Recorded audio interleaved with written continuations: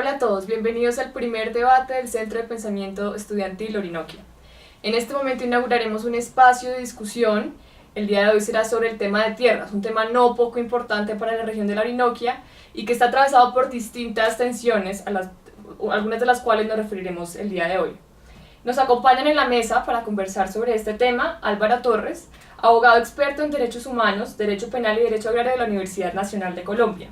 Ha sido consultor sobre derecho de tierras, desarrollo rural, restitución y formalización de la propiedad de instituciones como el Ministerio de Agricultura e instituciones de cooperación como USAID.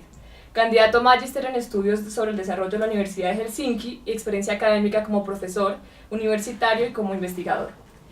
Por otra parte, nos acompaña Daniel Alzate, abogado de la Universidad de los Andes con estudios de maestría en Historia y Comparación de Instituciones y doctor en Derecho de la Universidad del Rosario.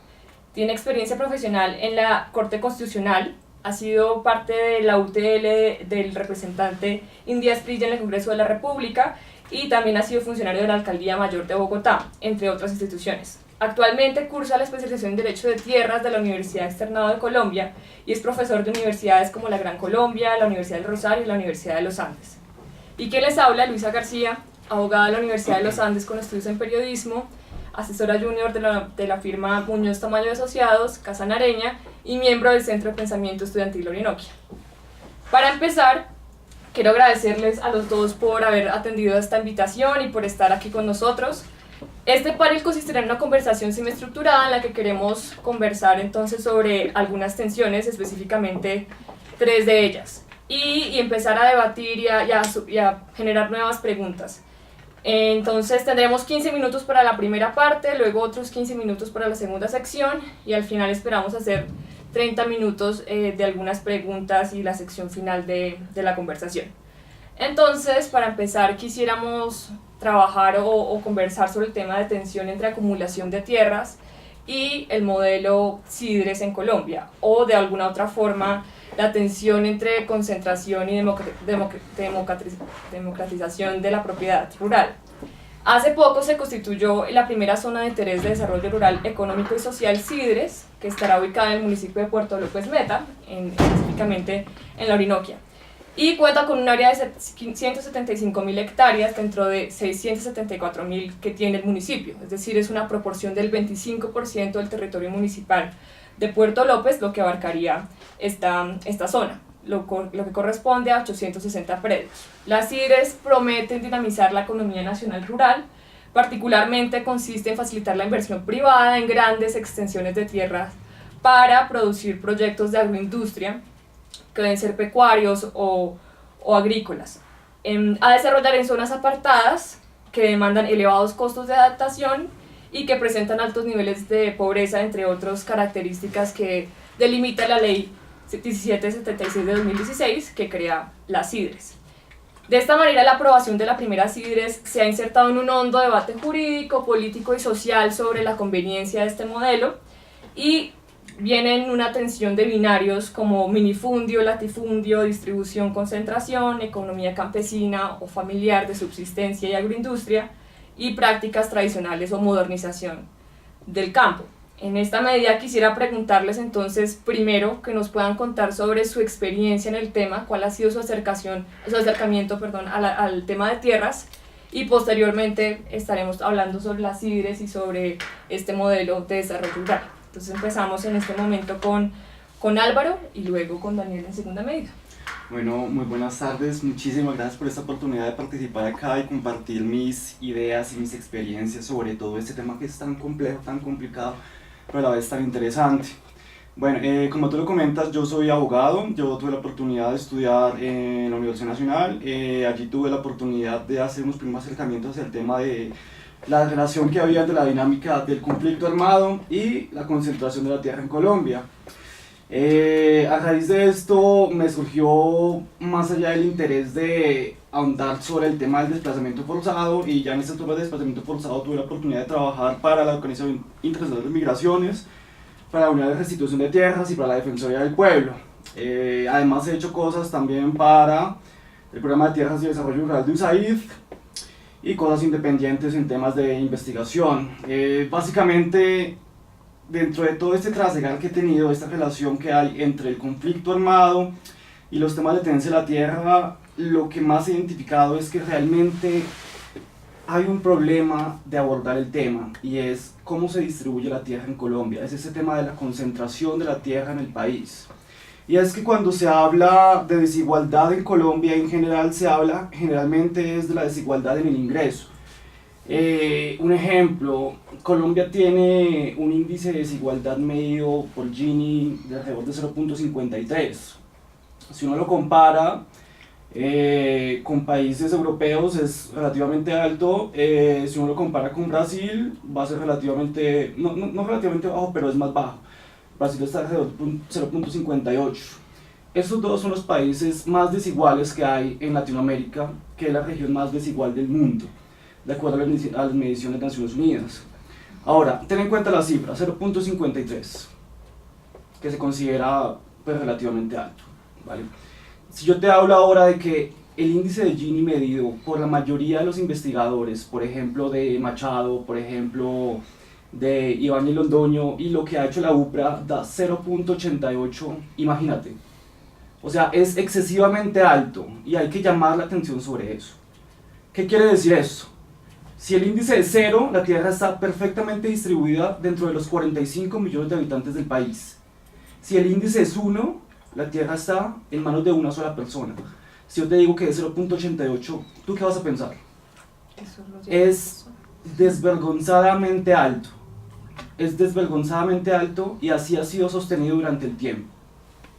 Y a pesar de que hay varios intentos de reforma agraria, de los cuales se tiene noticia desde hace mucho tiempo, pero que se han institucionalizado a partir de 1936 con la Ley 200, que introdujo todo este sistema para sancionar la no explotación de las tierras, pasando por la Ley 160 del 94, que creó este subsidio integral de tierras, y buscando ¿qué? Buscando garantizar el acceso progresivo de los trabajadores al acceso a la tierra. Pero realmente uno va a ver las mediciones y no se ha mejorado en ese índice de concentración de la tierra, cosa que quiere decir que el Estado colombiano de alguna manera no ha logrado satisfacer esa necesidad de redistribuir la tierra. O en otras palabras, que la reforma agraria no ha sido tan exitosa como se ha querido. Entonces, un tema bien interesante para abordar, y yo quisiera ya no extraerme tanto y cederle la palabra a Daniel. Gracias. Bueno, muchas gracias por la invitación y por compartir en este espacio de discusión, y pues por una región, la Orinoquía, que se nos plantea como, según la FAO, la nueva frontera agrícola y la despensa del mundo, y que fue un argumento que se utilizó mucho con el tema de Sidres. Bueno, yo soy abogado de la Universidad de los Andes, y pues también he tenido distintos trabajos que se han relacionado pues con el conflicto y con el tema de tierras. Hicimos un trabajo junto con el ICBF apoyando a familias en Vera, con todo el desplazamiento que se dio, digamos, 2008 y 2009 fueron unos años terribles, donde hay un pico del desplazamiento en Vera, en la ciudad de Bogotá, y ahí hicimos como una caracterización de todas esas familias que estaban aquí, en Vera Catío y en Vera Chamí. Y posteriormente pues ya ha sido como, he tenido la oportunidad de estar en el Congreso y participar muy de cerca de la formulación de Sidres, que tal vez les puedo comentar también como algunos aspectos que pasaron de lo que fue ese proceso de aprobación, con muchas dificultades, y en donde finalmente con ese modelo pues vemos que hay unos que ganan, que son los agroindustriales, los que ya acumularon, y que, como dice el gobierno, aquí que el que la hace la paga, no, aquí el que la hace se le premia. Entonces todos los que acumularon en la Orinoquía están siendo premiados con Sidres, porque ya además le están dando un manto de legalidad a todo ese proceso de acaparamiento de tierras. Y pues, por otra parte, como decías, bueno, estoy terminando ya la especialización de Derecho de Tierras y inicio una beca postdoctoral que me financia Colciencias, en donde vamos a mirar Sidres, muy específicamente en la región de Montes de María, y dos municipios muy golpeados por el conflicto, que es Carmen de Bolívar y María la Baja. Entonces vamos a estar trabajando allí también el tema. Bueno, Sidres, como les decía, tuve la oportunidad de participar en toda la discusión al interior del Congreso. Y son pues muchos los aspectos de las discusiones que se daban allí y todas las tensiones que generó ese modelo, que no es nuevo tampoco en Colombia. Digamos que esto lo que termina por hacer es darle legalidad a una estructura agraria que, como bien decías, con coeficiente Gini altísimo de 0,88, es que la tierra no se ha movido, y aquí, como dice ese texto de Fajardo que tan chévere, que dice que para construir la paz hay que aflojar la tierra. Sí. Y aquí los terratenientes no han querido aflojar un solo centímetro. Sí. Entonces, cosas que pasaron en Sidres que se llamaba la ley Urrutia-Lizarralde. ¿Por qué Urrutia-Lizarralde?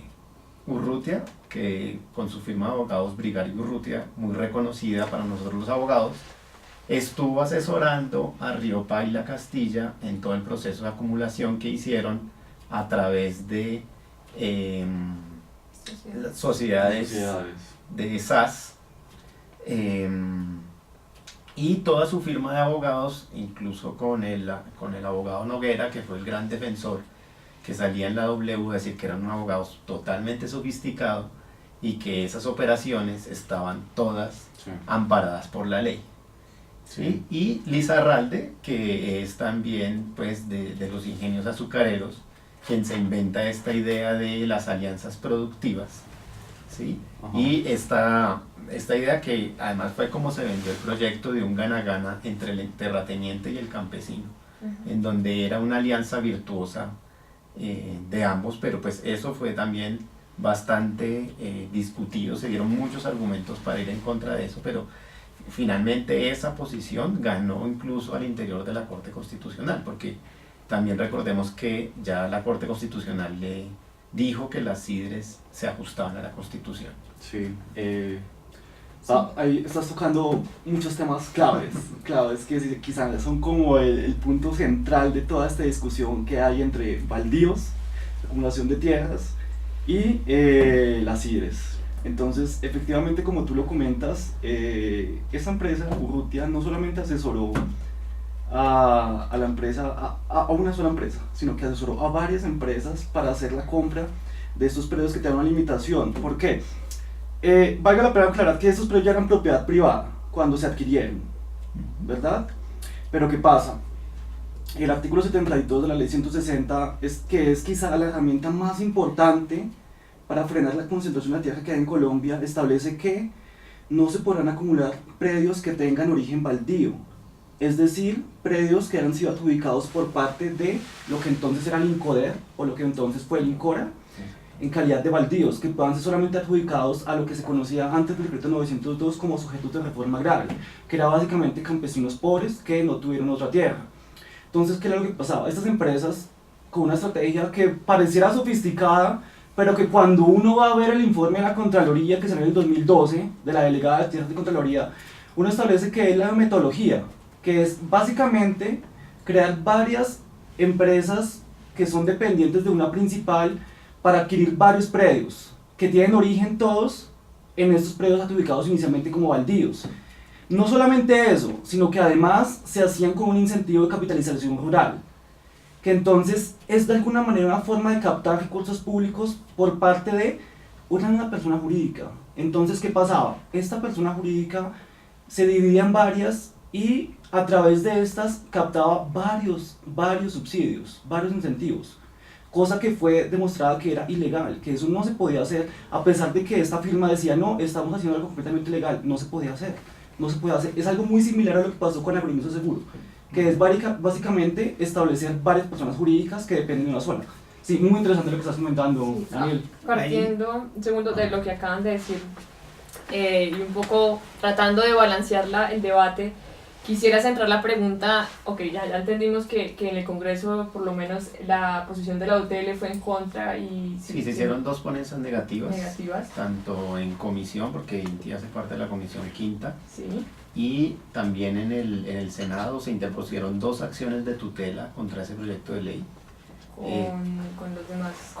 Esas dos acciones de tutela fueron apoyando a las organizaciones indígenas que se ven directamente afectadas por las sidres, ¿sí? Porque es que, digamos que lo hablamos desde aquí, pues desde Bogotá, pero cuando uno va al campo y cuando uno va al territorio, encuentra que hay afectaciones si mi resguardo indígena colinda con unas sidres, porque todos los recursos hídricos, todo el proceso de esto además es para agroindustria, se supone, ¿no?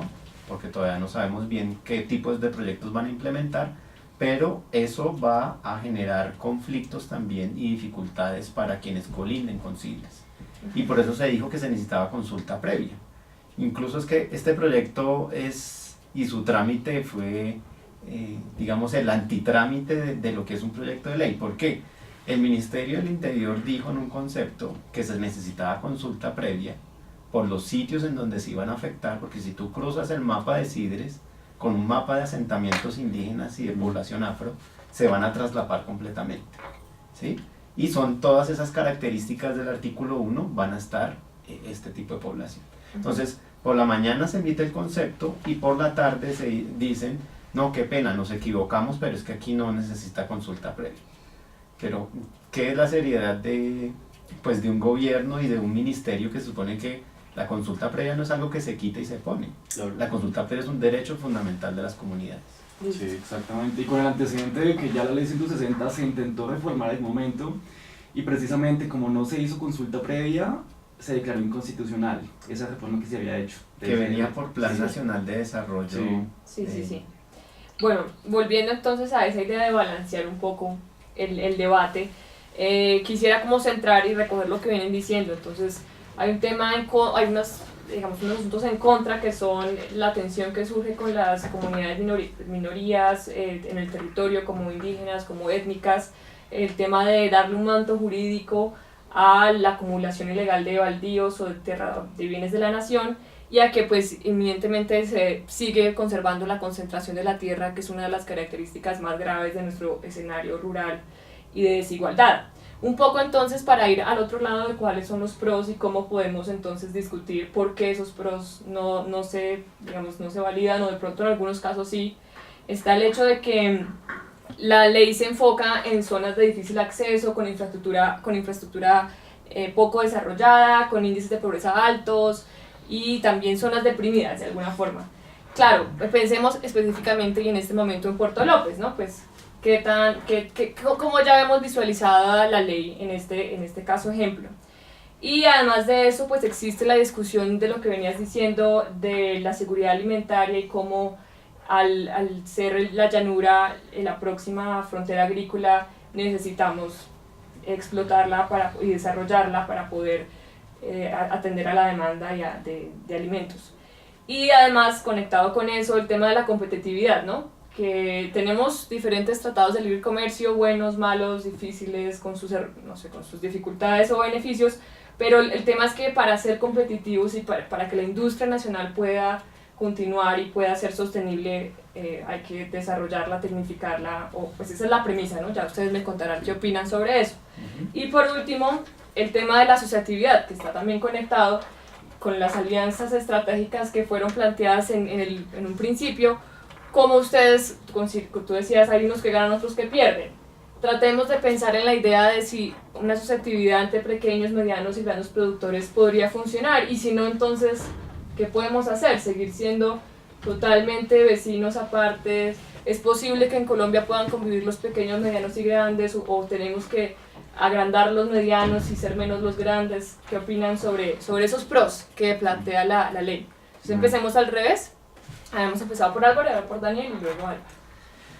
Bueno, pues varios aspectos allí de tu pregunta, y es que el tema viene con las denuncias que se hicieron en el Congreso de la República, principalmente por el representante de la Cámara, ex representante de la Cámara, Wilson Arias, que recogió todos los casos de acaparamiento de tierras en la Orinoquía, ¿sí? Está Mónica Semillas, está Poligrow, está Río Paila Castilla, está Cargill, que es la multinacional, transnacional de alimentos y semillas, está Manuelita, está la familia Matos, está la familia del que era ministro al momento de que se tramita la ley Sidres, que es Valencia Iragorri, está Sarmiento Angulo, Forest Hills. Entonces, ¿quiénes se benefician con este proyecto? Pues todos estos grandes acaparadores de tierra, ¿sí? Y se vendió el proyecto y se dijo en el Congreso de la República, porque en un principio se decía era solamente para la Orinoquía.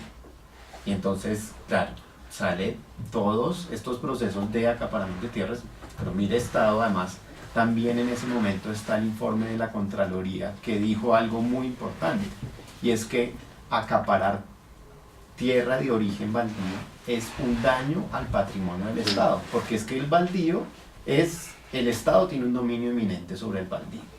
Pero aquí la política de baldíos, si uno lo ve en un periodo de larga duración, ha sido la piñata y la feria de los baldíos. A quien quiera se le da un baldío, además desde la corona. O sea, ¿cómo se pagaba a quien peleaba en la lucha de la conquista de América? Con baldíos, con tierra. Y asimismo se ha dado toda la política, ya digamos como república, de entrega de baldíos, hasta el punto de que hoy en día el Estado colombiano no sabe cuántos baldíos tiene, ¿sí? No ha hecho ningún proceso de reversión de adjudicación de baldíos, porque es que no sabe cuántos tiene. Entonces, yo sí creo que aquí hay ganadores y perdedores, digamos, desde perspectiva de análisis. Y lo que sí creo, y lo que también se ha demostrado, y se demostró en Colombia con el café, es que el pequeño productor puede ser muy productivo y muy eficiente en la utilización de la tierra, ¿sí? Pero aquí no se está apoyando. Y también, porque a quien se apoya es al grande que presenta el proyecto Sidres ante el ministerio, ¿sí? Entonces, el tema es que aquí también, por ejemplo, zonas de reserva campesina se dicen que son republiquetas independientes, que es el último bastión de la guerrillerada, y que entonces aquí no se puede apoyar otro modelo de organización de la propiedad y de la producción. Además que han demostrado que también conservan, digamos, el medio ambiente, y todas sus actividades no son contaminantes como si lo es la agroindustria. Pero es que aquí el gobierno cree que una plantación de palma en los Montes de María, eso es un bosque. No podemos llegar hacia esos extremos. O sea, eso acaba los suelos, erosiona, se consume todo el agua, y eso no es sostenible a largo plazo. Una pregunta y antes para cerrar, simplemente, o sea, tú dirías que no es viable, o como está contemplada la ley, no es viable que una agremiación de campesinos, o ni siquiera de campesinos, medianos productores, se unan para presentar un proyecto Sidres, o que está específicamente ideada para los grandes multinacionales, Mónica, Río Paila, etc. Sí, y con un agravante, y es que no hay una infraestructura para sacar, se supone, los alimentos que van a producir. Y lo que se ha visto en la Orinoquía, que lo que se está produciendo son agrocombustibles. Es que esa es la idea, digamos, dentro del marco global de las relaciones comerciales, y es que Colombia tiene que producir petróleo, carbón y agrocombustibles, ¿sí? Aquí no se está produciendo comida, estamos importando comida. Es un absurdo que Colombia importe comida. Entonces, yo sí creo que las Sidres no ofrecen más una oportunidad, mejor dicho, es más bien como un llamado de atención a los campesinos a estar muy alerta, porque además esto tiene que pasar por consejos municipales, ¿sí? Entonces hay que estar muy alerta, porque, por ejemplo, lo de Puerto López pasó rapidísimo. El último día que se fue Santos salió con su decreto Sidres, nadie se lo esperaba. ¿Qué discusión se dio en el Consejo de Puerto López sobre la constitución de Sidres? Digamos, una discusión seria, crítica, con estudios, realmente una discusión informada. Entonces, es muy grave, aparte porque, y seguramente lo vamos a hablar más adelante, pero es la idea, ya el gobierno presentó un nuevo proyecto en donde lo que están son Sidres, zonas de desarrollo empresarial, y ahora hay una nueva zona de desarrollo agropecuario que además no tiene ni siquiera las limitaciones de Sidres. O sea, esto van por todo. Bueno, efectivamente lo que comenta Daniel es muy acertado. Yo quiero comentar que Esto de CIDRES no es nuevo. CIDRES tiene un antecedente que está desde 1994 con el 160, que es básicamente esas zonas de desarrollo empresarial. Esas zonas nunca se hicieron realidad porque pues había un asunto ideológico, había bastante oposición respecto de eso. Pero así como no se hicieron realidad estas zonas, tampoco se hicieron realidad las zonas que comentas tú de reserva campesina. En Colombia hay quizá que unas 800.000 hectáreas de zonas de reserva campesina. ¿Cuántas hectáreas hay en Colombia? 114 millones de hectáreas. O sea, es muy poco lo que se ha hecho en esa materia, es muy poco. En efecto, pareciera que no hay tanto apoyo al modelo alternativo, que es el modelo de agricultura familiar, que realmente no es alternativo porque el 70% de los productos que se consumen en la mesa salen de ahí, de la agricultura familiar, según los estudios de FAO. Lo otro, CIDRES no es un invento de acá. Eso no fue producto de la genialidad colombiana, no, eso no lo inventamos acá. CIDRES es básicamente una copia de un modelo que hay en Brasil, que es el cerrado brasileño, que no opera sobre el Amazonas, sino que opera sobre unas tierras de sabana, curiosamente muy parecidas a la llanura, a los llanos orientales colombianos. Estas zonas tienen una particularidad, y es que, bueno, yo cuando estaba en el colegio a mí se me decía, Colombia es un país muy rico, acá podemos producir de todo, nuestras tierras son muy fértiles, y realmente no es así, o sea, no es cierto, no digamos mentiras. Eso digamos en Argentina, ellos tienen tierras muy fértiles, pero acá no es así. Acá digamos en territorios como Córdoba, como algunas partes de los valles andindinos, como partes del Valle del Cauca, han demostrado que tienen un potencial fértil muy grande. Pero si tú cruzas los Andes te vas a encontrar con grandes problemas. Si tú te vas a la altillanura colombiana, vas a encontrar tierras negras, verdes, no. Así es. Son tierras rojas, arcillosas, son tierras con problemas. Son tierras que tienen un nivel de acidez muy grande, de presencia de aluminio muy grande, ¿ya? Entonces, esa ha sido precisamente la justificación para que la UAF allí sea mucho más grande que el resto del país. O sea, lo que una persona puede producir en 25 hectáreas en la costa Caribe, allí tiene que tenerlo en 1000, 1800 en Bichada. Entonces, bueno, esta gente de Brasil se dio cuenta de que tenía problemas, de que estos suelos que están hacia este rincón no son tan buenos y querían utilizarlos y confluía esta dinámica de estos productos que tienen varios fines, ¿cierto? Que pueden ser usados como alimentos o pueden ser usados también como combustibles, biocombustibles, ¿verdad? En Colombia se trabajó básicamente el tema de la caña y de la palma africana. Ellos entonces comenzaron a implementar todo este sistema. La sabana brasileña cubre alrededor del 25% de las tierras del Brasil y están produciendo alrededor del 50% de los granos.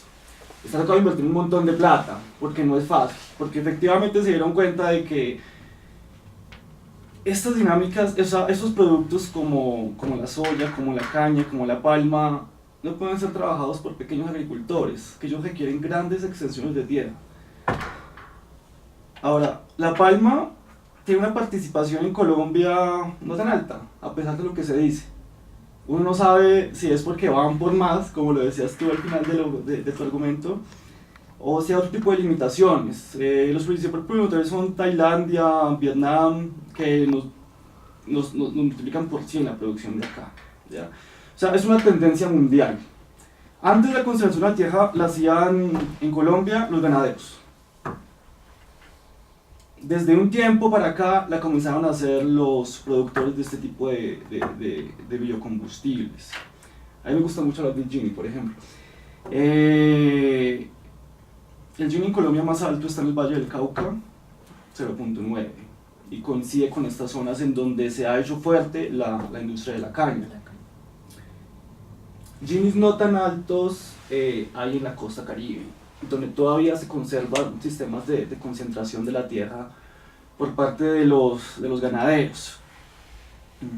Ahora uno va a ver las estadísticas y ¿qué pasa? Al Valle del Cauca no le va tan mal en los indicadores socioeconómicos, no le va tan mal realmente.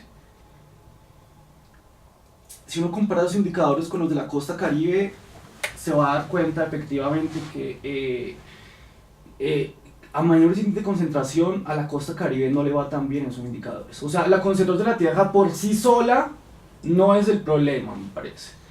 O sea, en tierras donde hay concentración puede haber riqueza. Sí, es verdad. Ahora, eso contrariaría eventualmente el articulado constitucional que a mí me dice usted tiene que garantizar el acceso progresivo de los trabajadores agrarios a la tierra, ¿verdad? Entonces, hay muchas tensiones ahí, y definitivamente con este tema de Sidres es claro que sí ganan los grandes productores, la gente interesada en cultivar palma y caña. Si tú vas a ver, la cuarta parte del área cultivada en palma está en Puerto Gaitán. Y la cuarta parte del área cultivada en caña, que tradicionalmente fue un sector, fue concentrada en esta parte del Valle del Cauca, está en Puerto López. ¿Ya? O sea que sí hay una dinámica muy fuerte de correr estos cultivos, estas agroindustrias hacia la altillanura colombiana, hacia esta parte de la Orinoquía. Ahora, antes había el problema de que los baldíos son tierras para personas pobres, ¿cierto? O sea, no son para Lizarralde, no son para los Hidalgo, ¿verdad? No son para estas grandes empresas, en términos de propiedad. Eso ya se había intentado, pero ¿qué pasaba? Se decía es que los baldíos no son para ese tipo de personas. Los baldíos tienen una tradición histórica en Colombia importantísima, que como tú lo apuntas, era la forma de retribuir los servicios a la corona. Era básicamente para militares, ¿ya? Después, motivo de las luchas agrarias, se dijo, vamos a redistribuir la tierra en Colombia, demos a los pobres, y así se ha querido hacer con diversas leyes, y así aún se quiere hacer. Ahora bien, va uno a ver, gran parte de la conservación de la tierra en Colombia ha sido producto del desplazamiento forzado, como lo indica Ibáñez Londoño, y como lo indica Sertutino Borras en los estudios que hacen sobre concentración. Básicamente el paramilitar le decía, o el guerrillero le decía al campesino, usted me devuelve la tierra, me da la tierra. Si no me la da, yo se la compro a la viuda. Así se ha hecho la conservación de la tierra en Colombia, por parte de ellos. Pero si tú vas a ver allá, en esta zona donde ocurrió todo este problema del acaparamiento de los baldíos, estas empresas que fueron muy bien asesoradas, como Cargill, Mónica Semillas, todos ellos, Poligrau, ellos daban buenos precios a los campesinos allí y podían comprar la tierra. O sea, no hubo una venta forzada realmente, en honor a la verdad no la hubo. Hubo una artimaña jurídica para englobar los predios, sí, pero no hubo una venta forzada. Desplazamiento. No lo hay, no está demostrado y decir lo contrario sería calumniar. Ahora también hay que preguntarse por qué esta gente vende. ¿Será que sí tienen los recursos para quedarse ahí? ¿Por qué tienen que vender? Ya, esa es la pregunta de fondo realmente. Y es cómo garantizar que en últimas, esta ley CIDES, que ya se había intentado, pero que por el tema de la propiedad de los baldíos no se había logrado, realmente incorpore a la gente, ¿ya? Porque es que es muy vago, como se dice, en la ley CIDES dice, tiene que incorporarse al campesino como productor asociado, pero uno va a ver una disparidad de fuerzas muy grandes, o sea, ellos cómo van a participar, eso no está claro en CIDES y hay que reglamentarlo, porque si no se hace así, claramente va a haber un perjudicado. CIDES por sí solo, de alguna manera, yo creo que es mejor que como se ha hecho la conservación de la tierra acá en Colombia, que ha sido de manera violenta. De alguna manera, es mejor hacerlo así, de esa manera, que no es la mejor, pero seguir permitiendo a que la tierra la apropien los paramilitares o los guerrilleros. Sí. Así. Bueno, muchas gracias por esa intervención, creo que fue muy ilustrativa y quisiera detenerme en algo porque, en dos cosas, decías, esta hipótesis que a mayor concentración, mayor, digamos, ingresos o bienestar socioeconómico de una región estaría contrariando la cláusula constitucional de acceso progresivo a la tierra. Y conectado con eso, veníamos diciendo, las CIDES por sí solas pueden no ser nocivas en la medida en que puedan incluir, realmente incorporar al mediano y pequeño productor o al campesino. Entonces quisiera preguntarte ahí primero, ¿te parece que podría afirmar que a través de las CIDES, en la medida en que, aunque evidentemente es una acumulación porque son proyectos de larga extensión, al querer asociar a pequeños y grandes y al querer se supone integrar personas que no tengan como tal la titularidad, pero que tengan la tenencia, digamos, que puedan hacer parte de la asociatividad en las IDES, de esa forma no contrariaría la cláusula de acceso progresivo a la tierra, ¿me hago entender? Sí, o sea, es una cuestión bien compleja y eso fue parte del motivo de la demanda que se presentó. Ya. O sea, la Corte ya dijo, mire, acá no se está cambiando el régimen de adjudicación de baldíos. Está claro que estas tierras no son para estos grandes propietarios. El modelo de, sociedad, de asociatividad implica que va a haber un plan de adjudicación o de acceso progresivo a la tierra para los campesinos, ¿ya? Que se asocien con este tipo de empresas. Inicialmente estaba como que se diseñaba por parte de las empresas el plan para que en el término de 3 años estos campesinos se hicieran a la tierra. No decía cómo. Ahora resulta, la Corte muy bien lo advirtió, eso no es una tarea del Estado, eso no es una tarea de las empresas. Del privado. Es una tarea del Estado colombiano. Como tú lo decías, esos predios baldíos que son predios fiscales, son predios de la nación.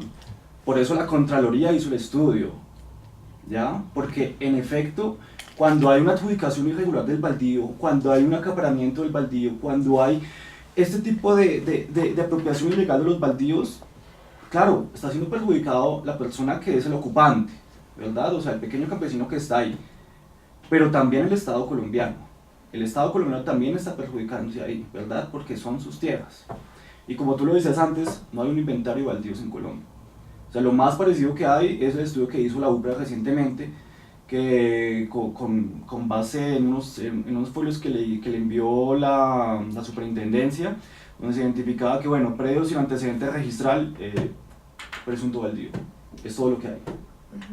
Pero realmente a eso hay que mirarle efectivamente si hay o no la titularidad de la tierra, ¿vale? Porque no hay la claridad sobre eso. Y ahora, sobre el punto específico de la pregunta, realmente uno no puede decir específicamente, en mi parecer, que CIRES automáticamente perjudican al campesino, ¿ya? De alguna manera, si uno puede garantizar que esta gente, en lugar de venirse a la ciudad, venir a la tierra, se quede ahí y tenga un porcentaje de participación decente, inclusive los pueden afiliar a Seguridad Social, ¿ya? Inclusive les pueden pagar salarios. Y además de eso, el Estado en la empresa, se asegure de que se le va a adjudicar la propiedad de la tierra, se puede hacer algo interesante, pero tiene que regularse mucho más, ¿ya? Porque tal y como está, no pareciera haber garantías suficientes para que el campesino pudiera hacer un negocio efectivo y equitativo con las empresas que se van a beneficiar de esos terrenos. Perfecto. Vamos a tratar de cerrar este primer panel. Yo entiendo... Un comentario chiquitico. Bueno, dale. Pues estamos viendo una innovación y un cambio en donde ya lo que no se discute es la propiedad de la tierra, sino el uso. Entonces estamos viendo con CIDRES una innovación jurídica que son derecho real de superficie. Sí. Entonces yo hago el uso de la tierra, no me importa de quién es, no importa si es del Estado, si es del campesino, si es del mediano productor, pero hacemos contratos a 30, 40, 50 años, ¿sí? Entonces, eso me parece bastante complicado decir, no, le voy a titular, ¿sí?, la propiedad, pero usted no la va a poder utilizar porque aquí lo que se va a hacer es el proyecto CIDRES, que ya viene amarrado, digamos, desde un programa de gobierno. Y lo cierto es que también para lo que se quiere hacer con CIDRES, pues dependen de muy poca mano de obra para el desarrollo de sus proyectos. Entonces, yo sigo insistiendo que realmente CIDRES no es el camino ni es el modelo si Colombia quiere respetar la Constitución y decir que va a tener un acceso progresivo a la tierra para los campesinos. Hay que pensar en otros modelos. Pero el problema realmente es cómo insertamos esto dentro de la dinámica global, porque es que estos proyectos ya se han establecido en otras partes, o sea, eso es lo que los tenemos que copiar, por la dinámica global, ¿ya? Entonces, uno podría pensar, bueno, ¿qué tal si articulamos CIDRES con modelos de agricultura familiar? ¿Ya? Si le decimos al Estado, listo, usted constituye las CIDRES. Es que igual es reconocer algo. Esta gente, estos palmeros, estos cañeros, no están llegando ahorita a la altillanura o a la Orinoquía. Ellos llevan años ahí. O sea, ese estudio de la Contraloría se demora mucho tiempo, pero esa estrategia de la que van a de alguna manera Brigario Urrutia, ellos ya la llevan craneando hace mucho tiempo, ¿ya? Ellos lo hicieron bastante tiempo, ellos ya están ahí. ¿Qué hace Cargill? ¿Qué hace Mónica? Ellos no están poniendo la agricultura que ustedes se comen en su país, no. Están haciendo biocombustibles. O sea, eso ya están, es reconocer algo que ya está, ¿ya? Entonces es de alguna manera también, ¿cómo articulamos esto? La dinámica de agricultura familiar. Que eso no es producto tampoco del argumento de las ONGs. Eso no es porque de justicia me diga es que es bueno. Eso no es porque los movimientos campesinos me digan es bueno. Eso lo dice la misma FAO, Naciones Unidas. O sea, no es un invento que venga de cualquier lado. De nuevo, la mayor parte de las cosas que nos comemos vienen de ahí, ¿ya? Entonces, así como está este derecho real de superficie, en donde estas grandes empresas utilicen la tierra, tiene que ser efectivamente regulado, ¿ya? Si yo estoy allá y yo no estoy sembrando nada y viene y me ofrece cualquier peso, digo, tome, le arriendo, ¿ya? O use esto por mucho tiempo. ¿Y tengo cómo defenderme? No. O sea, debería establecerse claramente cómo es la regulación ahí, cómo es la relación que hay, qué tanto le tienen que pagar a la persona, qué derechos tiene la persona, ¿ya? Y que efectivamente se garantice de que la propiedad por sí sola no es nada si uno puede usar, que yo efectivamente puedo usar mi tierra, ¿ya? ¿Sí? Y que además tengan el apoyo, porque es que todos los apoyos del gobierno y del Estado se van para las CIDRES. Y si yo no quiero estar en CIDRES, no tengo apoyo. O sea, tengo que estar en CIDRES. Sí, ¿y qué pasa? Eso ha pasado bastante, por ejemplo, en el Valle del Cauca, en donde la dinámica de expansión de la caña ha encerrado a algunas personas, sobre todo de comunidades negras, que no tienen cómo entonces ahí. ¿Qué es lo que hacer? Vender. Entonces hay que evitar eso en sí. Ahí. De acuerdo. Bueno, digamos, para hacer un cierre aquí, entonces, seguimos dándonos cuenta que el modelo CIDRES genera una discusión muy importante sobre esa tensión, esa confrontación entre el modelo tradicional de agricultura familiar y el de agroindustria, pero me parece importante traer a colación lo que decía Álvaro frente al contexto específico de la llanura o la altillanura, y es las condiciones de suelo, no las hablamos, pero también climáticas, que son y de infraestructura, lo que hablábamos de acceso, de capacidad para conectarse con el resto de líneas de mercado o la cadena productiva, por decirlo de alguna forma, y cómo entonces a la pregunta de por qué tiene que vender o por qué tiene que arrendar y usted no se puede quedar a producir su tierra, creo que en parte se responde con las dificultades que implica producir en un lugar donde es difícil manejar los suelos, donde es costoso y donde también requieres de... Aunque en un principio ustedes mencionan que los proyectos agroindustriales no requieren mucha mano de obra para el pequeño campesino o para el mediano, sí, digamos, ya una producción no tan tecnificada implica pues un costo importante. Entonces de esta manera creo que nos planteamos en que hay una discusión, que hay unas características especiales o específicas de la altillanura que hacen que este modelo pues se haya pensado también para esta zona. Y por otro lado, me parece importante resaltar lo que mencionaste al final sobre el derecho de superficie y cómo a nivel académico y a nivel jurídico hay una innovación en el derecho agrario, que obviamente no nuestra autóctona, sino pues ya copiada, evidentemente, ¿no?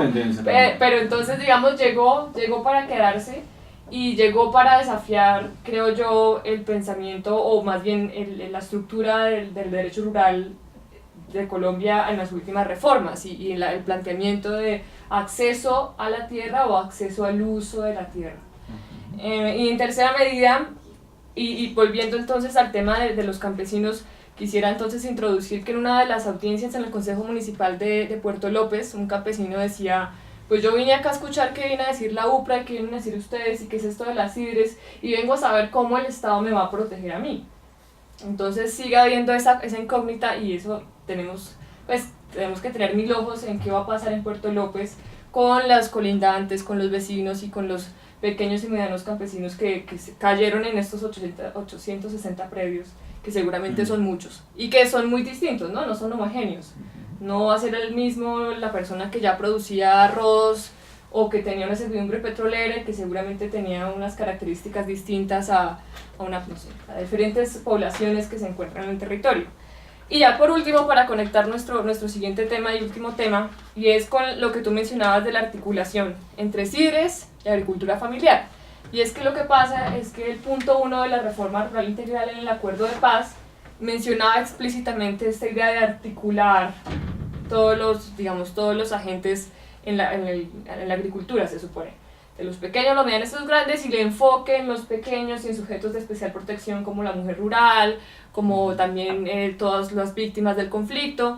Entonces quisiera entrar a este punto y empezar con una pregunta muy concreta. Quisiera que respondieran muy breve, y es: ¿cuál creen que es la posición del nuevo gobierno frente al punto 1 del acuerdo en el proceso de paz? Entonces empezamos con Álvaro y luego con Daniel.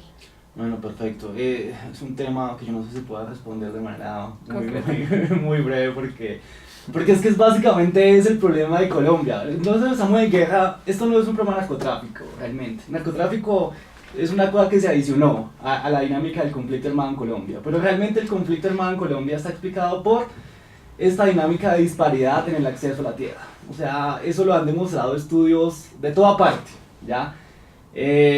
Entonces, sí estuvo muy bien este primer punto de reconocer básicamente hay un fenómeno de inequidad en el acceso a la tierra y hay que hacer algo, efectivamente. Este primer punto dispuso la creación de lo que entonces era el Fondo de Tierras para la Paz, sobre el cual no había pues bastantes elementos al principio, ¿sabes? ¿Por qué? Porque Colombia, por ejemplo, nunca ha hecho ese proceso que estaba en la ley 236, nunca lo hizo, eso es mentira. De expropiar las tierras que no están usando, eso nunca se ha hecho, eso se hizo con buena voluntad, pero realmente nunca se llevó a cabo. Nunca hubo la voluntad de hacerlo, de llevarlo a buen término, por muchas razones, ¿verdad? Básicamente porque a nivel local siempre está muy ligada la política con la tenencia de la tierra, ¿cierto? Entonces estaba este problema, otro problema de que fue en el 2014 que la Corte Constitucional se dio cuenta de que nos están prescribiendo los baldíos. ¿Cómo así que nos están prescribiendo los baldíos y los baldíos se adjudican? Entonces se presentaba la demanda, decía: yo llevo acá 10 años, deme el predio, tome, sin verificar si era un baldío. Los jueces con lo que una formación buena. ¿Y ahora qué pasa? Va y se lo llevan al registrado y también toca registro. Una pregunta: ¿hay un error o hay una política sistemática? Yo pues, preferiría pensar, bueno, es un error de parte de ellos, es mejor. El punto es que así perdimos gran cantidad de baldíos. O sea, los baldíos no se han perdido solamente por esa acumulación de las empresas allá, sino también por esta vía de gente que estuvo ahí un tiempo, que puede que reúna o no las condiciones para ser sujeto de reforma. O sea, no es para demonizar a todo el mundo que hizo esto. Hay gente que efectivamente no sabía. Dijo, pues mejor en lugar de irme a la agencia, al ENCODER, entonces yo le pido a un juez, ¿vale? La Corte se dio cuenta y dijo: uy, esto es como que grave. O sea, nos están quitando los baldíos, hay que hacer algo. Venga, ENCODER, UPRA, IGAC, identifíqueme los baldíos y entréguelos. La Corte pensaba: esto se hace en un año. No se hace en un año. Porque no sé cuántos baldíos, o sea, como yo la mencioné antes, potencialmente son 27 millones, en estimativo, puede que sea más. Aparte de los que nunca se ha intentado recuperar. En Colombia, hasta antes de esta reforma rural integral, cuando estaba el ENCODER, no se había hecho mucho en términos de procesos agrarios, en términos de lo que tú mencionabas de reversión o recuperación o clarificación. Y aparte uno veía un expediente de esos, uno tenía que revisarlo con guantes y con tapabocas porque le pasaban los años al expediente y no se hacía nada. O sea, eso básicamente dolía porque es patrimonio del Estado colombiano, que se hubiera podido usar bien en materia de restitución a la tierra. ¿Ya?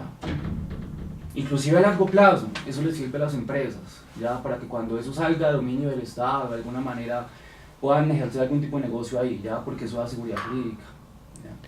Pero entonces, bueno, este primer punto, sí, interesante esto que se hizo con el primer punto del Acuerdo de La Habana, porque sí establece el Fondo de Tierras para la Paz, sobre el cual hay que mirarle bien el tema de las fuentes. Yo pensaría que las fuentes más que todo van a estar en términos de recuperación de baldíos, si se hace bien, que es una cosa que va a demorar mucho tiempo seguramente. Y en temas ya quizá también de extinción de estos predios que han sido utilizados para actividades ilegales, que eso sigue pasando. Ojalá que se hagan bien estos procesos y que se les entregue a la gente. Ya les doy la palabra a Daniel. Bueno, frente al nuevo gobierno, tengo que ser pesimista respecto al punto agrario y en general con el acuerdo de paz y con todo lo que va pasando, porque ya se sabía, y es que han estado como haciendo juegos políticos de decir, aparece el presidente Duque como el bueno, pero después aparece Fernando Londoño diciendo vamos a ser trizas del acuerdo, después aparece Duque como el malo y el senador Uribe como el bueno, queriendo subir el salario mínimo demagógicamente, etc. Entonces han estado haciendo un juego político, pero si uno ve cuál ha sido, digamos, la respuesta del gobierno a los retos que implica una reforma rural integral, que hay que decirlo, es la ley 160 de 1994. O sea, las FARC no pactó nada distinto del marco legal y de un mercado de tierras que se creó con asesoría del Banco Mundial y de Bisbanger, que tienen una visión muy particular de cuál debería ser esa reforma agraria y esa transformación del campo, ¿sí? Por eso, si yo tengo dinero, puedo entrar a el Banco de Tierras, que pues, pensaba yo que si lo que quiere es redistribuir la tierra, porque está en una disparidad absoluta, pues los que ya tienen, pues ya la tienen. El problema es que la vamos a distribuir entre los que no tienen o los que tienen muy poco. Entonces, si analizamos el presupuesto que se le está dedicando al agro, si analizamos también los nombramientos que se están haciendo en las agencias que se supone que van a aterrizar en los territorios estos acuerdos de paz, ¿sí? O sea, una cosa vergonzosa como lo de esta señora Gloria Ortiz, que va a una notaría a certificar experiencia que no aparecía en su hoja de vida, ¿sí? El nuevo director de la unidad de restitución de tierras que viene, digamos, del sector palmero y que en una exposición sobre la restitución de tierras, el señor no tenía ni idea de cuáles eran los problemas que tiene y los retos de la restitución de tierras, y lo que decía en su exposición es que a esto hay que darle un cierre, ¿sí? Pero ya han salido informes críticos diciendo, mire, es que realmente no se ha atendido la gran cantidad de solicitudes que la gente tiene. Hay muchísimos rechazos, ¿sí? Esto no se ha promocionado. Usted, Estado, se tiene que ganar una confianza. Es que usted, Estado, de la mano de paramilitares, despojó y desplazó campesinos. Entonces ahora no venga a decir que ahora sí les va a devolver la tierra, ¿sí? Se le cree muy poco. Entonces veo, digamos, que un panorama difícil para el acuerdo de paz y sobre todo para el punto agrario, que demandaría, digamos, una mayor defensa de las FARC, pero yo no entiendo cuál es la posición de las FARC, por ejemplo, con las CIDRES, ¿sí? Porque en algún momento dieron, es una puñalada artera, pero el rey de las ollas estuvo en La Habana negociando cosas con ellos allá, y de eso no quedó en el acuerdo, ¿sí? Entonces, ¿a qué modelo le están apuntando también el nuevo partido político FARC en temas de desarrollo agrario? ¿Por qué se tienen que reunir con el rey de las ollas? ¿Sí? De acuerdo. Entonces, ¿a qué se le está apuntando y para dónde va el agro? Y lo que se ve con las lógicas y lo que se puede intuir es que pues se está desapareciendo el campesino, ya casi se le está dejando sin espacio, sin tierra, sin apoyo. Lo que decías de las zonas de reserva campesina, Sumapaz, ¿cuánto lleva reclamando una zona de reserva campesina? Pero aquí ese no es el modelo ni es lo que se quiere apoyar. Entonces veo muy complejo el panorama futuro. Yo tengo Con un el dato, acuerdo. sí, me sé esa palabra. Yo tenía, a ver, Agencia de Desarrollo Rural para el próximo año contará con 510 millones, mientras este año que ya terminando tenía 205 millones. Agencia para la Renovación del Territorio contará con 315 millones, este año tuvo 98. O sea, esas son las agencias que manejan el tema de acceso a bienes, ¿ya? De inversión en bienes. Ahora bien, la Agencia Nacional de Tierras contará con, a ver, me estoy perdiendo acá en los datos, recibirá 141 millones. Este año ha tenido 282, hay una reducción. O sea, en materia de adjudicación, por ejemplo, de tierras va a haber un gran problema. En materia de tenencia de tierra, ya. Unidad de gestión de tierras tendrá 250, había tenido 234, o sea, muy poco. O sea, parece que en efecto no es el foco de la política del gobierno de Iván Duque. No parece haber como un real interés por estos temas de tenencia de la tierra. Más parece por aumentar los recursos hacia la Agencia de Desarrollo Rural. Lo de los nombramientos complicado. Como siempre lo ha sido acá en Colombia seguramente. Eso traerá seguramente cambio en los perfiles técnicos de las entidades. Como siempre hay una rotación ahí, gente que toca capacitar de nuevo, que va a hacer que se demoren más los procedimientos. Sí. Ojalá que se puedan hacer bien las cosas, pero sí, no pareciera el interés realmente el nuevo gobierno. Listo, centrando entonces un poco ya en lo que nos queda, la restitución de tierras en la Orinoquia, ¿no?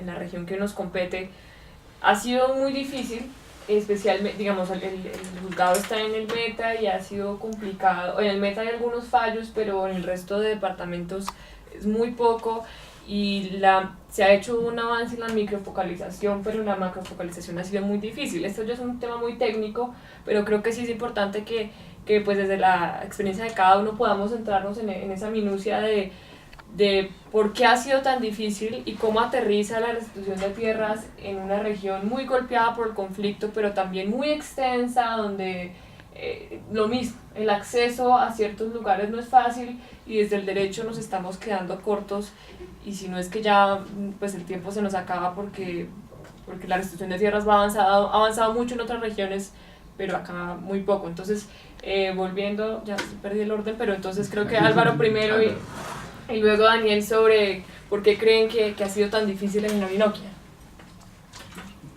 En la Orinoquia ha sido difícil por lo que ha sido difícil en el resto del país. Okay. O sea, siendo honestos, la particularidad no es de la Orinoquia. O sea, la particularidad es todo el país. El conflicto armado llegó a muchas partes de Colombia con diversas dinámicas. Quizá el gobierno se concentró más en esta parte de la costa Caribe, porque por ciertas dinámicas que habían allá de que el Estado pudo retornar de nuevo allá a estos terrenos, pudo hacer las microfocalizaciones, pudo adelantar procesos técnicos, como tú lo decías, que requerían de alguna manera la agrupación de las demandas por la propia naturaleza de estos predios, ¿ya? Porque son predios que tienen una dinámica distinta de apropiación, ¿ya? Son predios pequeños, particularmente que vienen de parcelaciones. Entonces se podían presentar demandas acumuladas. En los llanos no es así, desafortunadamente. En los llanos las tierras son mucho más extensas por la dinámica de colonización, por los temas de WAF. Entonces restituir allí se complica por eso en parte, porque con una demanda pues vas a restituir un predio, ya que puede ser que sea grande, mientras en la costa Caribe otras regiones con una demanda pueden restituir muchos más predios. Algunos problemas de acceso, por ejemplo, la Macarena siempre ha sido difícil en los llanos orientales, por los temas de presencia histórica de las FARC. Hay otras partes donde yo he estado ahí recurrentemente, o algunos reductos de paramilitares en donde es muy difícil microfocalizar, muy difícil. Entonces, va de nuevo otra vez como la discusión si esta ley 1448 tuvo el momento adecuado para hacerse, ¿ya? O si había que esperar a que efectivamente dialogáramos la paz, ¿ya? Quizás Santos fue un poco avesado en eso, dijo arriesguémonos. O sea, si tú vas a ver otros procesos de restitución en el mundo, no han funcionado así. Han funcionado no en el marco de la guerra, sino han funcionado después, ¿ya? Cuando el Estado tenía la garantía de copar nuevamente los territorios que había perdido. En Colombia no se ha hecho así. O sea, los llanos orientales todavía están en esa dinámica. O sea, todavía no podemos restituir todo, de alguna manera. Y no, en general, hace poco Forjando Futuro sacó un estudio muy bueno, donde se decía, hemos cumplido a nivel nacional el 2.3% de la meta. Hemos restituido 300.000 hectáreas. De esas, más o menos 120.000 son de territorios colectivos. Son de Andagüeda y de Guapi. O sea, no hemos avanzado mucho en el tema de... O sea, eso es importante, naturalmente, es importante. Pero de la restitución a las personas efectivamente desplazadas, no hemos avanzado ahí y ahí está. Y muy complejo, realmente, muy complejo. Dani. Bueno, creo que coincido con Álvaro en varios aspectos. Es muy complejo restituir en medio del conflicto. Y creo que también, pues eso tiene una explicación política. Después de 8 años de excesivo militarismo, estuvimos aquí en un estado de opinión y con un país totalmente militarizado.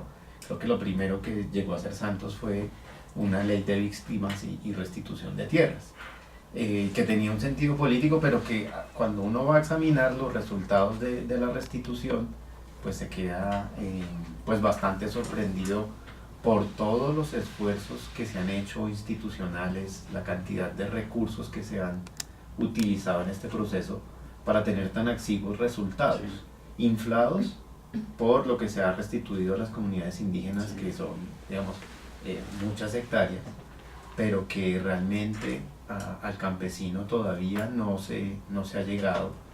Y también ha develado este proceso de restitución de tierras que el paramilitarismo nunca se desmovilizó en Colombia, ¿sí? Porque hoy en día tenemos ejércitos antirrestitución. Recordemos lo que pasó en el Urabá, donde matan a 8 policías, y además que el tema no fue ni noticia en el país. Sí.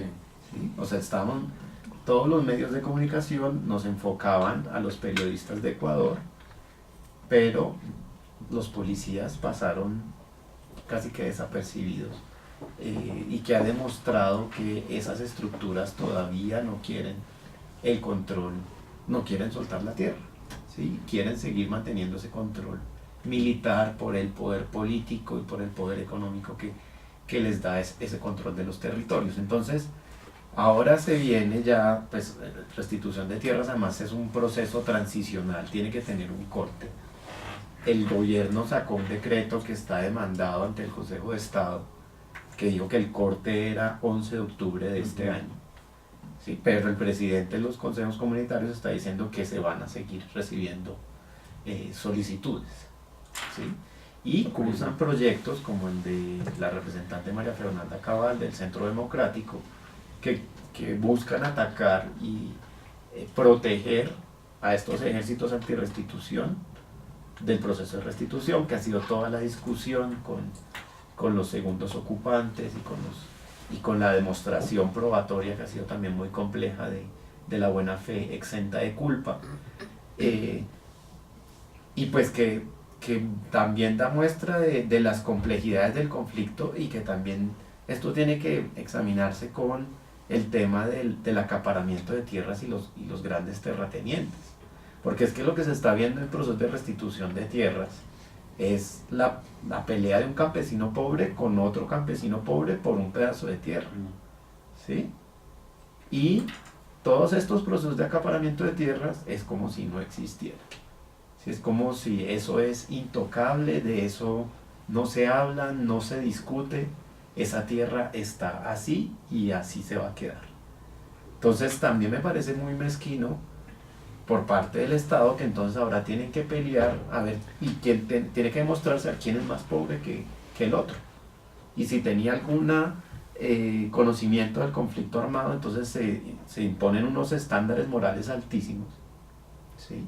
que no reconoce, digamos, la dureza y la crudeza del conflicto, y entonces le dicen, no, usted no tiene derecho a nada porque es que usted sabía que la persona estaba siendo amenazada o que su venta era forzada.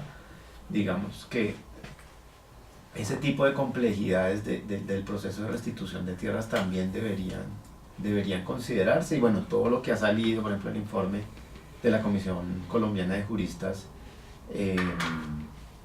que dice cumplamos metas, neguemos derechos, que es como el resumen de ese informe. Están preocupados por alcanzar unos indicadores, ¿sí? Cumplir unas metas que se ponen, pero realmente la restitución y, digamos, todo lo que implica ese proceso de lo que se ha conversado mucho sobre lo que es justicia transicional y devolverle realmente los derechos a sus campesinos se está cumpliendo muy poco. ¿Sí? Entonces, es un reto y creo que pues, el gobierno no puede cerrar todavía. Con lo que hay, no puede cerrar todavía la restitución de tierras. Pero Sí. la ley tiene una prórroga, ¿no?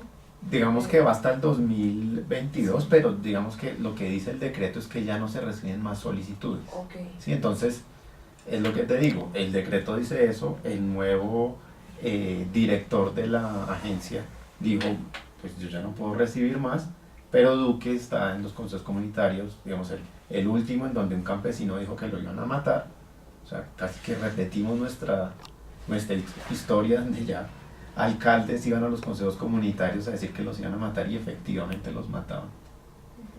Entonces ahora líderes de restitución de tierras, que además tenemos un montón asesinados, ahora están siendo amenazados, pero Duque les dice vamos a seguir recibiendo solicitudes, presenten las solicitudes. Entonces el gobierno tampoco ha definido qué va a pasar, con la restitución. El punto es que ya el sistema está cerrado. O sea, las personas que venían haciendo la gestión de la solicitud ya no lo pueden hacer. Ya cerró.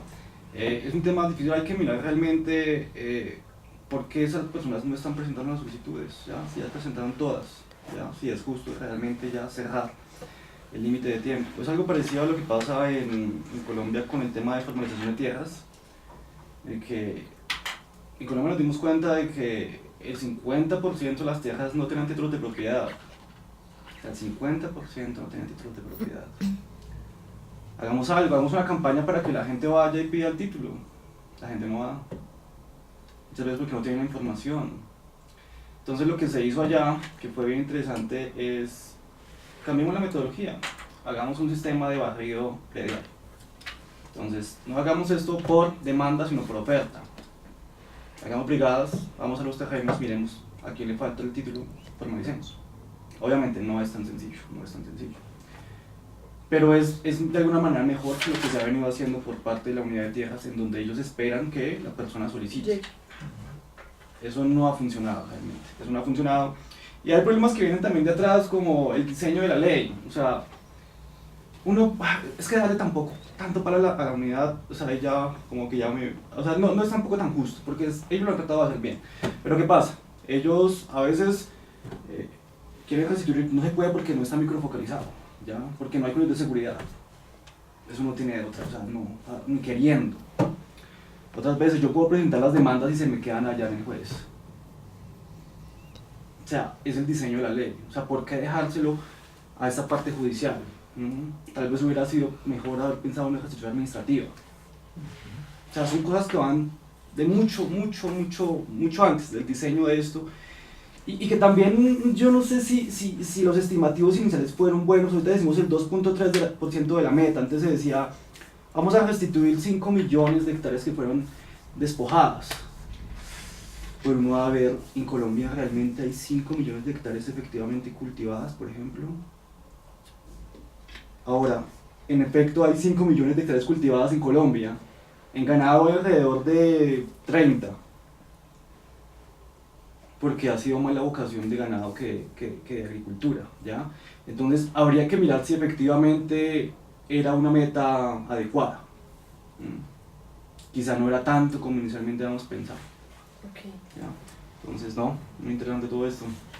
Sí, bueno, les agradezco a los dos por la participación. Yo creo que en esta última parte como conclusiones, pero creo que es un proceso de restitución que, como ustedes dicen, primero hay que reconocer que ha sido muy importante, que tanto el reconocimiento en el acuerdo de paz de que el conflicto surge a partir de un conflicto de tierras específicamente, yo creo que eso para la historia y pues para las generaciones futuras es importante. De todas formas, reconocer que esto viene de esa raíz y cómo la restitución de tierras pues fue una hazaña, pues no una hazaña, por lo menos fue un riesgo que tomamos o que se tomó para empezar a restituir sin haber terminado el conflicto, y que a pesar de todas las complejidades que hemos hablado es importante y la relevancia es innegable. Y quisiera entonces reunir pues esa apreciación sobre el hecho de que en la Orinoquia hay una particularidad que igual se repite en otras regiones, pero que en este caso es específica en la medida en que la extensión de de los predios, ha hecho que sea un poco más complejo. Sobre todo yo pienso, y esto ya es una apreciación personal, que a nivel jurídico y a nivel ya de procesal ha sido muy difícil que el juez salga de Villavicencio y llegue y pueda recorrer los predios en Bichada, Guainía, Casanare, además con conflicto en la Macarena, por ejemplo.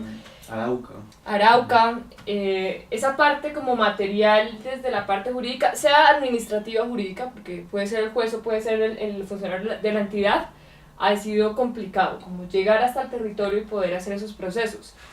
Y pues bueno, es justo determinar que no es muy clara la postura del gobierno actual frente a cómo se va a continuar con cada uno de los procesos y con cada uno no solamente de la restitución sino de la reforma rural integral en el punto 1, y me parece muy importante introducir tu apreciación, Daniel, sobre cuál es la postura de las FARC, porque es verdad que justo en el momento en el que el Estado o el gobierno sanciona la ley, estaban indignados, esto es en contra, es mala fe, están violando flagrantemente lo acordado, pero pues hasta ahí se quedó y en este momento pues por lo menos yo no veo ninguna campaña o ninguna posición clara frente por lo menos a lo que está pasando en Puerto López. Creo yo que la invitación que haría de forma personal es, si los hemos acompañado en el Congreso, hay que acompañarlos ahora en el territorio y hay que saber qué va a pasar en los próximos meses con las solicitudes que lleguen a la administración y también pues a todo el sector agrario para las sidres de Puerto López,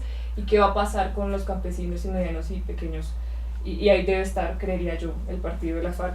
No sé si esté, pero deberían. Y entonces ya quisiera como darles un espacio para cerrar un poco lo que quisieran dejar de mensaje final y cerrar pues la discusión que hemos tenido, que creo que ha sido muy fructífera. Entonces, Daniel. Bueno, no, pues muchas gracias por la invitación. Me gustaría cerrar como pues el panorama es un poco complejo, pero digamos que eso no debe ser desesperanzador ni que ya estamos perdidos y no hay nada que hacer, sino que realmente aquí lo que hay que hacer es organizarse mejor, apoyar, digamos, en el Congreso de la República. Hay muy importantes congresistas, partidos que se la han jugado, digamos, por los derechos de los campesinos. La ONU reconoció, digamos, que ya los campesinos son sujetos de derechos y que ellos también son importantes, y es algo que se debe conservar, y que las políticas actuales del gobierno pues van en contra de los campesinos, casi que hacia su desaparición, y pues que no hay que permitir que eso ocurra, sino que hay que organizarse desde distintos frentes para que se cambien las políticas y realmente se respeten los derechos de los campesinos. Gracias. ¿Y Álvaro? Bueno, yo quisiera también agradecer por la oportunidad de participar en este espacio, de verdad muy fructífero, y ojalá así sea mucho más seguido, porque realmente este tipo de discusiones son importantes para intercambiar ideas. Definitivamente el tema de la tierra en Colombia ha sido, digamos, no ignorado, pero sí se ha pasado como por encima. Y es un debate muy importante porque está ligado con un tema constitucional que tú has hecho bastante énfasis, y con el tema también de uno que se come, ya, uno que tiene el plato todos los días, ya, o sea, que piense también en la persona que produce eso, ¿listo? O sea, que Colombia no es solamente las ciudades, que acá hemos ignorado lo que ha pasado en el campo durante mucho tiempo. Eso de que el conflicto, la ley de víctimas está del 85, a la gente se le restituye del 91, pero esto ha pasado, unos teóricos dicen desde Gaitán, esto lleva pasando mucho tiempo, ¿ya? Entonces que le pongamos más cuidado a lo que pasa en el campo, ¿ya? Porque yo no sé si algún día tengamos la vocación tecnológica que tuvieron los países industrializados, ¿ya? Pero por ahora lo cierto es que nosotros somos un país productor de materias primas y tenemos que ponerle más cuidado a lo que pasa allá. Muchísimas gracias. De acuerdo. Bueno, a nuestros invitados, gracias por su participación hoy, por su tiempo. A las personas que nos visitan, esperamos que nos sigan en todas las redes, que hayan podido aprender algo con esta discusión. Esto está hecho para la región, para las personas que nos ven desde los diferentes municipios y departamentos de la Orinoquia, y esperamos que participen también desde los territorios en esta discusión. También un agradecimiento especial al Centro de Pensamiento Estudiantil Orinoquia y esperamos hasta un nuevo momento poder seguir participando de estos espacios y poder discutir muchos temas importantes para la región. Gracias a todos.